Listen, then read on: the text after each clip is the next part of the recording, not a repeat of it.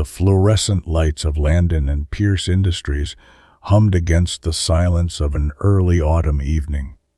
Most of the employees had already left, their expensive shoes clicking down the marble floors hours before.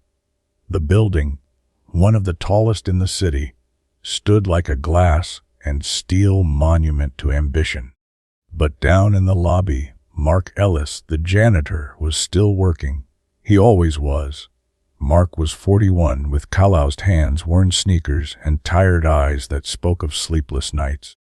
A single dad to his 10-year-old daughter, Lily, he carried not only a mop and bucket, but also the invisible weight of keeping her safe, fed, and hopeful.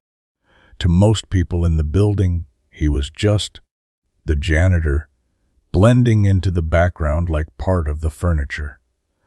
But tonight, something would change that forever. Mark was mopping near the revolving doors when he noticed Lily waiting outside.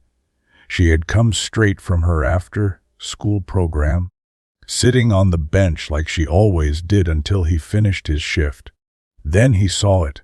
A black SUV, tinted windows, pulled up in front of the building. The passenger window rolled down slowly like in a suspense movie. A man leaned out, smiling at Lily. Mark's chest tightened. He couldn't hear the words, but he saw Lily hesitate, one foot twitching like she might stand. And that's when he dropped the mop, his voice thundering through the lobby glass. The shout was primal, protective, the kind that comes only from a parent sensing danger. It startled not just Lily, but everyone nearby. The building's security guard turned, confused. Several employees leaving late stopped in their tracks. One of them, unknown to Mark, was Richard Caldwell, the CEO of Landon and Pierce. Richard had stayed late for a call with overseas investors and was just walking out when he heard the janitor's roar. He turned in time to see Lily freeze. The SUV speed off into the night, and Mark bolting through the revolving door to his daughter. "Daddy." Lily's voice trembled. "He said you told him to pick me up." Mark's knees nearly buckled. He hugged her tightly, whispering, "No, sweetheart. Never. You never go with anyone unless I'm there." His hands shook as he held her face, making sure she was okay. The CEO stood silently, watching. Something in Mark's voice struck him. The desperation, the fear, the raw, unfiltered love. For most, this scene might have ended there, a janitor protecting his child. But for Richard Caldwell, it was the beginning of something else. Richard followed Mark back inside. He had never spoken to him before. Why would he? Janitors and CEOs lived on different planets. But now he felt compelled. "You all right?" Richard asked. Mark nodded stiffly, embarrassed that the most powerful man in the building had witnessed his outburst. "Yeah, thank you, sir. Sorry for the scene. Just a scare." "That's all." Richard studied him.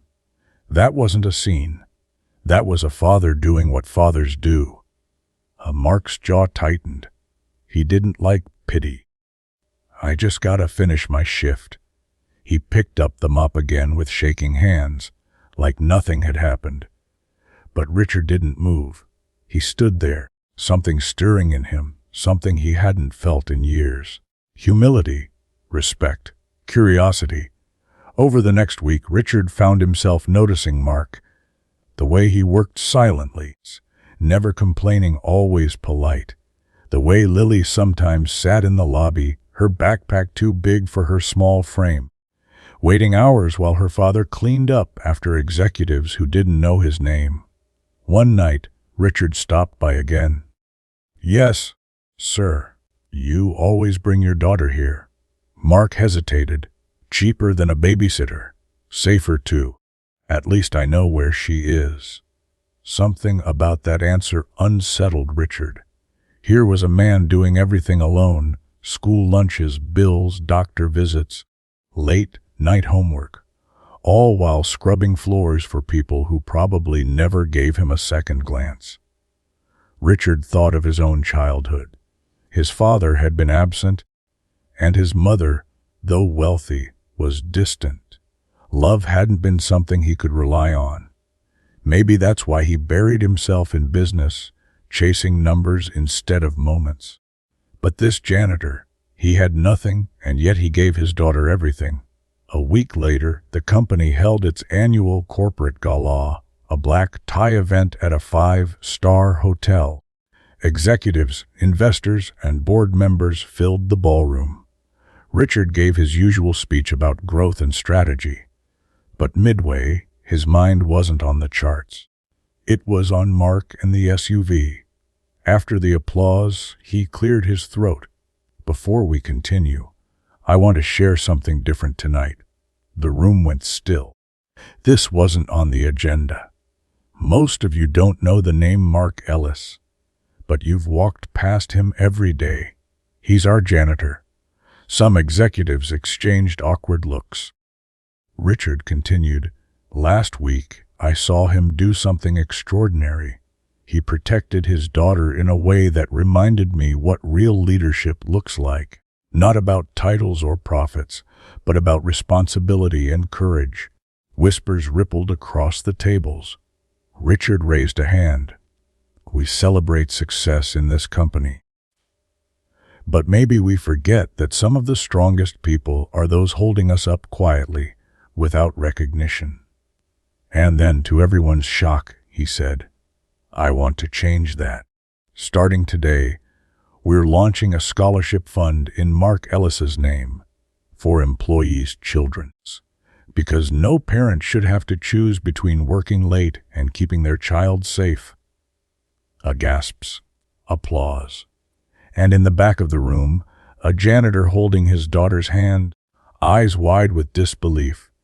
Mark had never stood on a stage, but Richard called him forward.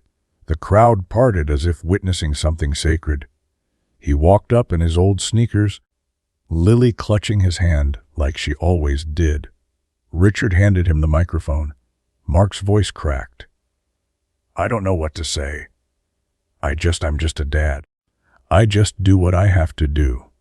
And then, with the raw honesty of someone who's never rehearsed a speech, he added, "If this helps other kids, if it helps another father or mother not have to worry like I do, then that means more than anything." The room erupted in applause.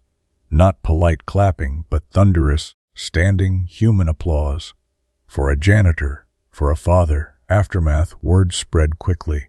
Employees who had never spoken to Mark now shook his hand. Some whispered, "Thank you." Others said, "You remind me of my dad." Lily became somewhat of a mascot for the company.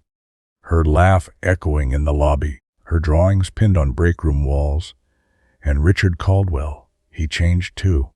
He started showing up differently, not just as a CEO, but as a person. He invited Mark for coffee, asked about Lily's school, and sometimes just sat in silence, learning what humility looked like.